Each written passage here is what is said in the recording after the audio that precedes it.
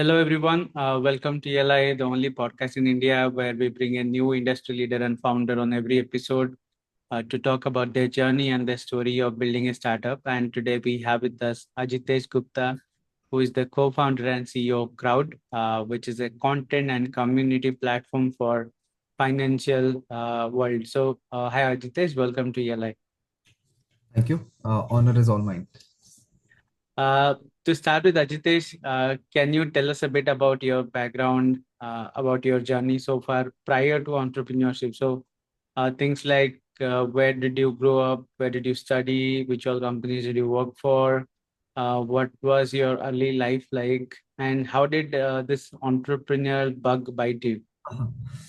Sure. So, thank you, first of all, for having me. Pleasure being here. About me, so I'm born and brought up in capital city of our country, India, Delhi. Born in a family of bureaucrats and, in a way, politicians too. So, never had that inkling of any business acumen whatsoever. And I did my schooling from Delhi Public School, Vasant Kunj. And then I was a JE aspirant. So I always intended to do engineering, and that too from one of the prominent IITs. That was the hope, at least. And if you ask me, was that my real knack? My simple answer is hell no. Reason is that in our country, certain decisions are made by parents. Of course, when it comes to education, I was very happy to follow what my parents used to nudge me to do. Followed that path, which was laid by them for me. Prepared for JE, never gave JE exam. The irony is that I applied to colleges outside India, and I got into a few. I applied to Canada, Hong Kong, UK, and yeah, I got in. So I then chose University of Edinburgh at the end. Right. So I did my computer engineering there. So 2018, I started my undergrad, and when I went to that unknown land, and even before going there, I always had that thought that मेरी जन्म भूमि और कर्म भूमि भारत है. I always want to stay back. I always want to give back to my country because this country has given everything to me in my life. Mm-hmm. So that was a thought. Went there, studied, didn't really like the course, being very frank. And then, one thought came in my mind, and it was nudged by my friend's father. And he said that, Ajitesh, if you excel in something that you really like, think about what you'll do in something that you don't like. You like, basically. So he was just nudging me to excel in something which I'm not very passionate about. So when that thought came in, I'm like, okay, that is really fascinating. So I started nudging myself very actively to be in love with computer science. In a way, I fell for it. But yes, I also realized my passion for other subjects like finance, sociology, psychology, economics. Then I took the decision to do a master's, and I went to Imperial College of London, did MSc management there with a specialism in finance straight after my undergrad. Okay. I didn't sit for any full-time jobs after my undergrad was over. So that was my education side. Then, in terms of the entrepreneurial side, and you asked me about the bug.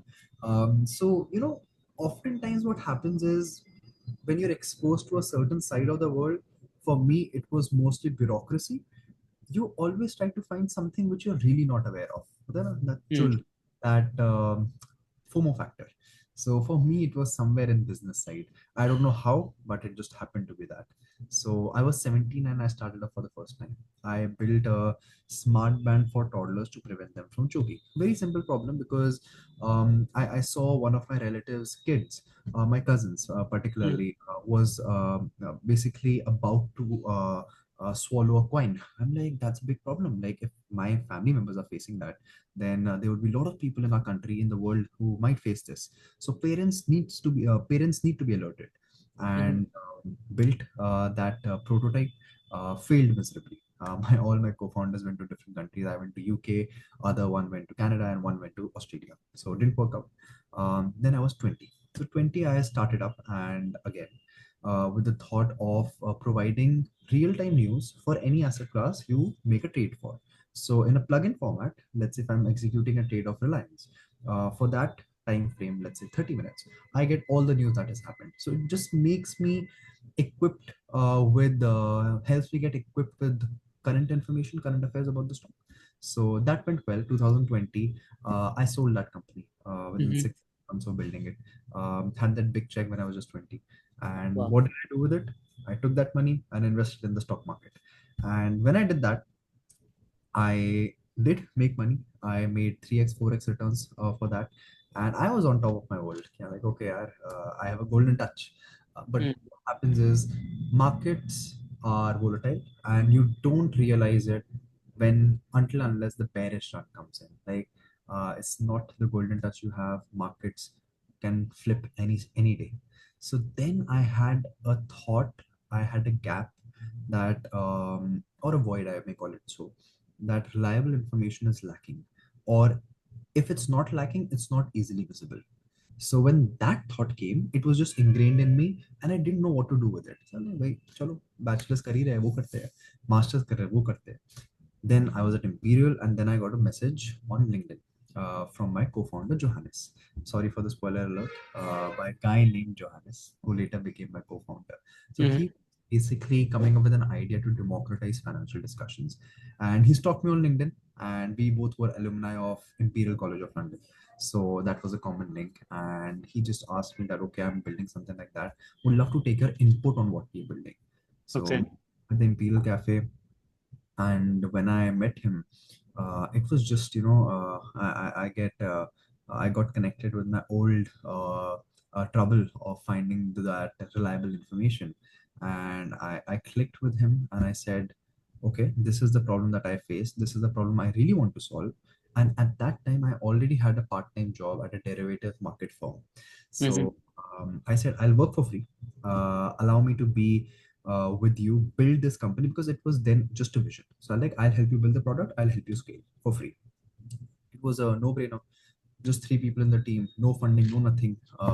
We started scaling, and then yeah, 7 months in, we built the product, raised first round of funding, and I'll just fast forward it to what Crowd is doing today. So Crowd, in simple words, is a merit-based social media platform for investors and traders. We are driven by one mission and vision, which is to democratize financial discussions and denoise finance. We want to give credibility and visibility to the highest quality voice out there. We do not care if you're a student, we do not care if you're a very prominent content creator. If your content speaks for itself, allow us to take the lead and bring your voice forward to the masses. So far, we have raised 2 rounds of funding. I'm proud to say that Crowd is a completely Indian entity now. We have stopped our European operations, and I'll touch base on the whole journey of Crowd from Europe to India later. Yeah. Now, a bit about myself beyond Crowd. Right now, I'm, of course, co-founder and CEO of Crowd. I have worked at multiple institutions in very different segments. So I've interned at Varun Beverages as a quantitative product analyst. I've worked as an investment banking intern at Deutsche Bank. Then I've worked in Bentley System as a strategy consultant. Then I've worked as a financial analyst at Innovate. And then I have also interned as a derivative market analyst at a company called Vector Capital. So yeah, I have different experiences in different fields. It's not that I'm very experimental. It's just that I didn't know what to do. So Got that's it. how I got the exposure. Beyond work, beyond career experience, I'm a black belt fourth dan holder in Taekwondo. Wow. Uh, One of the youngest. Then when I was 17, I became fourth dan holder, one of the youngest in India. Then an air pistol shooter, 10 meters, represented Delhi State. And I adore cooking. I love cooking. So every single day I make it a mission that I cook something for myself. It's very therapeutic and I just enjoy every bit of it. So yeah, that's about it. I have two dogs, and yeah, they are my little brothers. Perfect. I think that's quite an introduction. Yeah. You have such a variety of interest, and I mean, great. Uh, let's talk about the crowd application. One thing which is happening in the background, especially in a market like India, lot of misinformation is spreading around by so-called fake financial influencers. Sometimes they're sort of running campaigns uh, to drive certain outcomes for bigger financial entities. So a lot of things are happening, and hence the regulators are also trying to regulate things like financial content. So is it like a premise or background behind which behind your application? Like, why did you decide to build Crowd? So one of the biggest problems or bottlenecks when a person faces while investing is the information they get about the investment. So what are we trying to do is democratize that. What do I mean by that? See, if we can comprehend and understand the needs of the reader, needs of the investor, tailor the content, tailor the feed according to what they desire, that's the biggest win for us.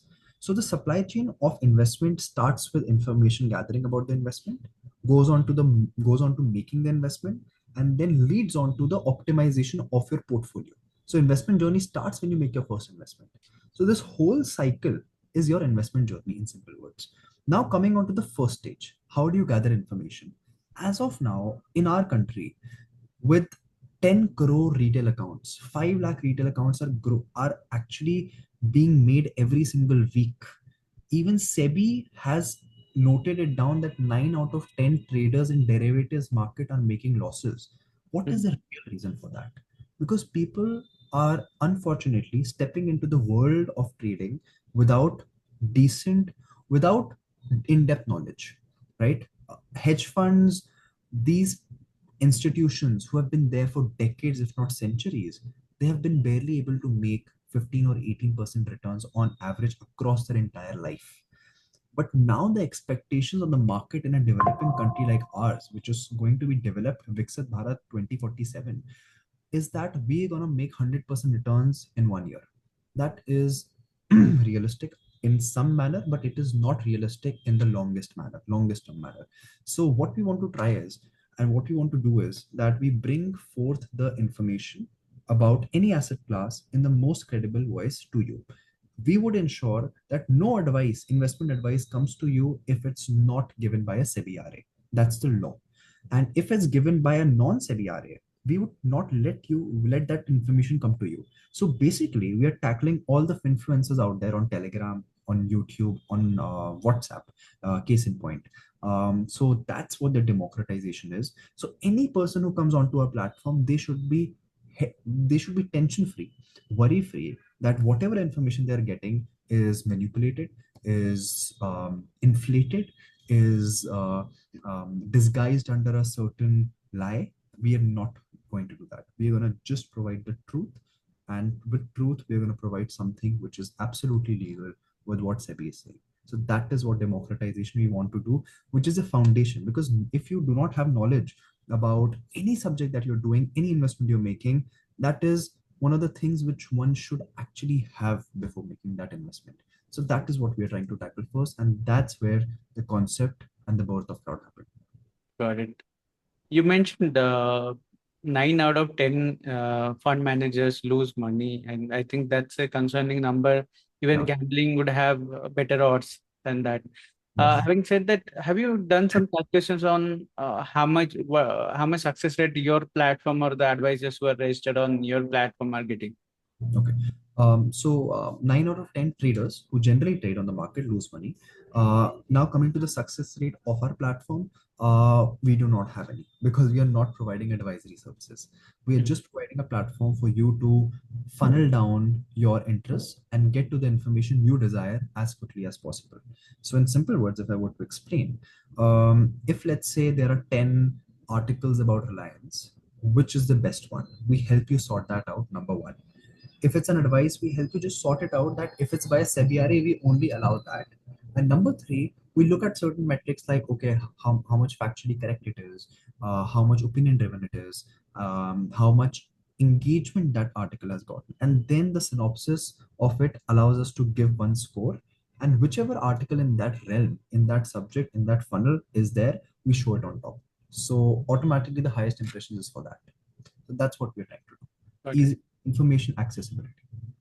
How do you validate info? Like, is there some AI or technology stack built in to probably do a fact check, understand what part of the content is fact, what part is opinion, and so on? Yes.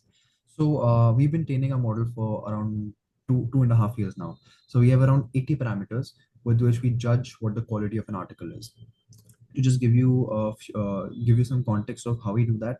So if you look at an article, if you look at any research publication, first is what is the skewedness of opinions to facts. So if let's say I'm making an article, if it's 100% facts, am I adding value? No, I'm not adding any value. But if I'm using 30% facts in the entire article and I'm making 70% opinion, that is something which is a plus point for me. Number two, we look at the factual accuracy. That okay, if I'm using the data, is it 2014 ka or is it 2025 ka? So Mhm. that's the second thing. Third is we also look at the writing style. That okay, are there grammatical mistakes? Is it well structured? Is it well written, etc. Fourth, we also look at the recognition that the article or the research publication has gotten.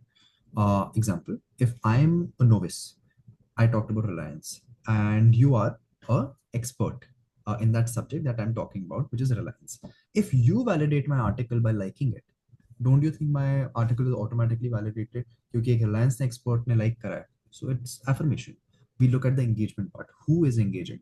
It's not that everyone has an equal weightage of engagement. That every person who likes it, okay, we just count it as one. No, person who is an expert in what I'm talking about, if they validate it, that's the biggest affirmation. That's the fourth point. And like this, we have 80 parameters. So when these 80 parameters are taken, we put out a score out of 12.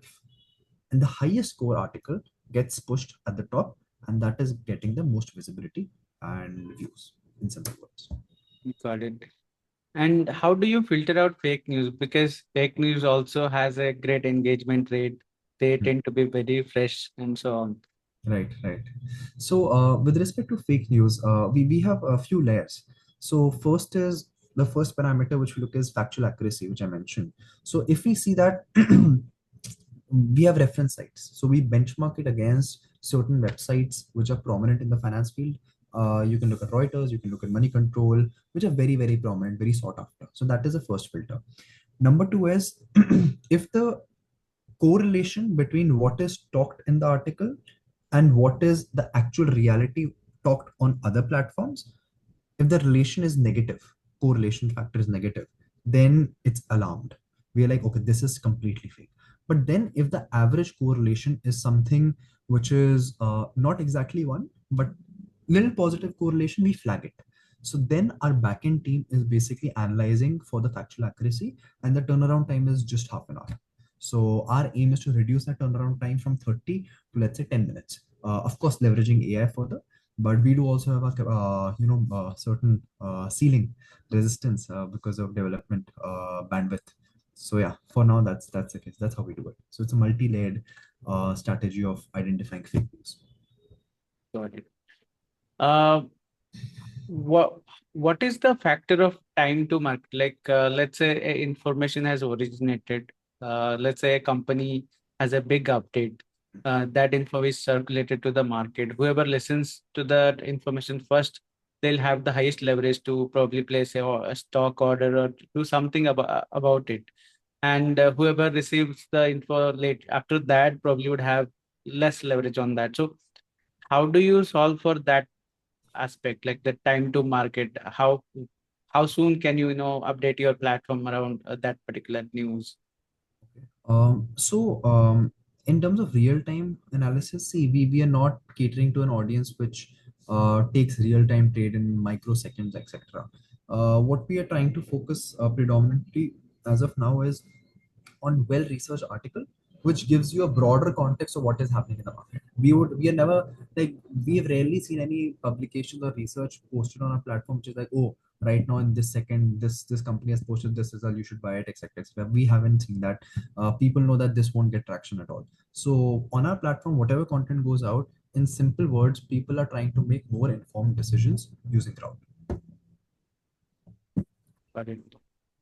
Uh, Tell us a bit about the monetization strategy. Like the biggest problem with building community kind of businesses is it's very difficult to monetize. Who pays? Is it the advisors or is it the consumers of information? Who pays to you?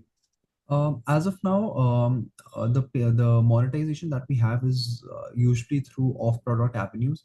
We have our monthly event called Arthavad. So we have decent sponsors for that. HDFC was a very decent sponsor, and also in-app brand placements. So we are not directly monetizing any member, any user of our platform. I'll tell you the reason why. Because information accessibility should not be paid, in our opinion.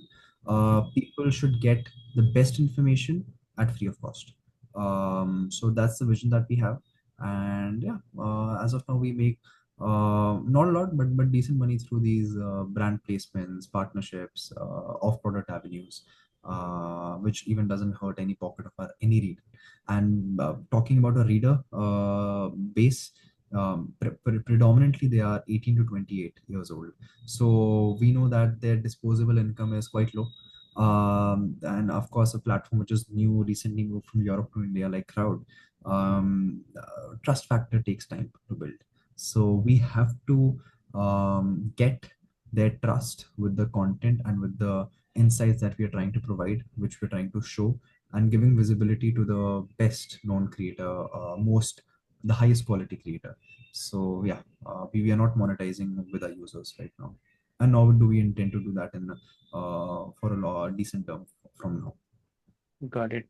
Transitioning from Europe to India, was there some regulatory challenges involved? Because in the when you are in the financial domain, there are some regulations around it. So can you tell us how did you navigate around that? Oh God. Being a 24-year-old person, right now I just turned 25.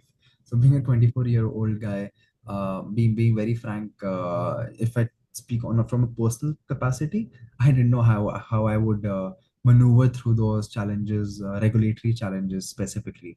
But now coming to the actual reality, so very cognizant that these challenges were there, number one. Number two, cognizant of the fact that what do we have to do in terms of being as compliant as we can, and even beyond that, we do not want to do anything which is not compliant with either of the laws of our countries, which is one is India and second is Belgium. So, talking specifically of what are the challenges, see, a company when transitioning from Europe to India, the whole parent company is moving, right? And it is in a way multi-million dollar company. So what happens is the share transfer takes certain time, that whatever the investors have invested there, that gets converted to equity thereafter.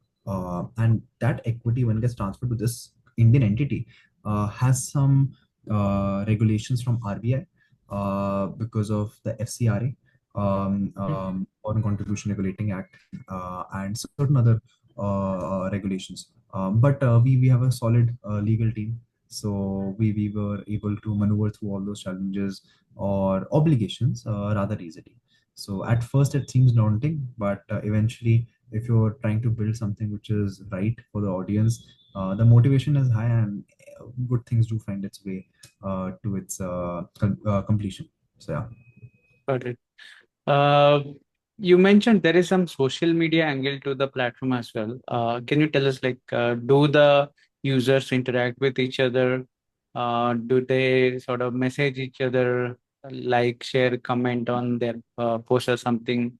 How does Right. it work? So, great question. And this is where one of the USPs come in. So, we use the word social when we define crowd, social media platform for investors and traders. So, the social aspect, see, when we talk about crowd, you would prima facie understand or think that, okay, something related to media, something related to news about finance, which is democratized, etc., etc. But what happens is that you cannot interact, you cannot engage with the content. So, what happens is people who post, the creator who posts the content, the person who reads the content has a free will to ask any questions. So, in simple words, you can like, you can dislike, you can even comment, and you would get the expected reply from the creator itself. And fifth is, of course, you can share if you like the article. So, that is a social aspect. In terms of private messaging, we have not included that. We just want to limit it to, posts or research publications. So, yes, you can engage with it directly. Got it. All right. My final question. What is the vision for the future? Because, you have done the 0 to 1 journey over last 1 or 2 years, which is the hardest usually for any startup. You have onboarded almost 1,200 advisors, correct me if I'm wrong. But yeah, I mean, 0 to 1 journey is covered. What next? What vision do you have for next 5 years or so? Yeah. Okay. So I feel the real 0 to 1 journey is about building culture. I always say that the heart of the company is never the product, it's always the team. And right now, January 2024, we started off with just 2 people in our team.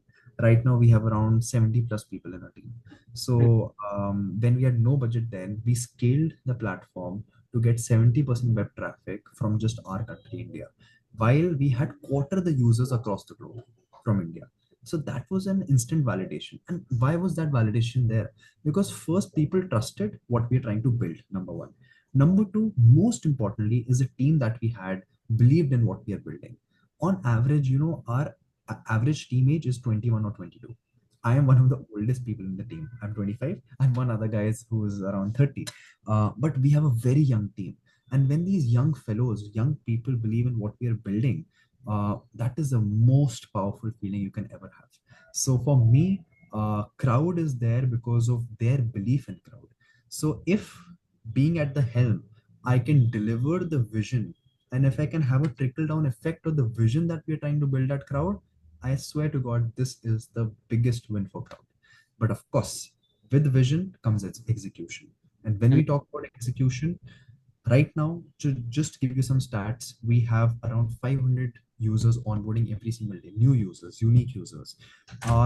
Our monthly active users is around 50%. So 50% of people who are on crowd are coming back to the platform, and our daily active users is also above 10%.